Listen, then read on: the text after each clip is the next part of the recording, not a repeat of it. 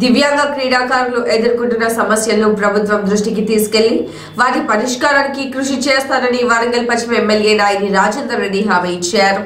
హరంకొండలోని జవహర్లాల్ నెహ్రూ స్టేడియంలో నిర్వహించిన 6వ పారా అథ్లెటిక్స్ స్పోర్ట్స్ మీట్ ను ఎమ్మెల్యే నాయని రాజేందర్ రెడ్డి ముఖ్య అతిథిగా హాజరై ప్రారంభించారు. కార్యక్రమంలో హరంకొండ జిల్లా గ్రంథాలయ సంస్థ చైర్మన్ క్రీడాకారుడు Aziz Khan, para athletics association secretary Prashant, Nava Telangana వికలాంగుల ఫోరం అధ్యక్షుడు ఎండి ఆజింతో పాటు వివిధ ప్రాంతాల నుండి విచ్చేసిన దివ్యాంగ క్రీడాకారులు అధిక సంఖ్యలో పాల్గొన్నారు. ఈ సందర్భంగా ఎమ్మెల్యే నాయని రాజేందర్ రెడ్డి జిల్లా గ్రంథాలయ సంస్థ చైర్మన్ ఆజిజ్ ఖాన్ మాట్లాడారు. క్రీడల యూనివర్సిటీ గురించి పెట్టడం జరిగింది.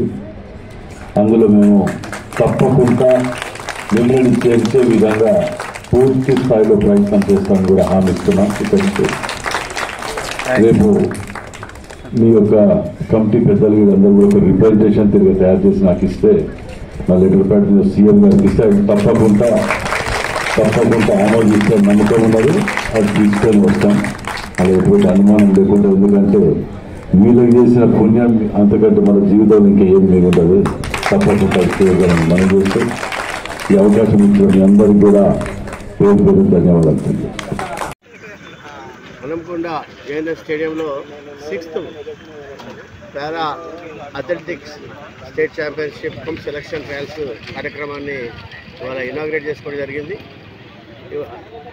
ఇవాళ మొత్తానికి సాయంత్రం 5-6 గంటల వరకు ఈ పారా అథ్లెటిక్స్ కార్యక్రమం కొనసాగుతుంది. దాని తర్వాత వెల్డెక్టరీ ప్రోగ్రాం ఉంటుంది.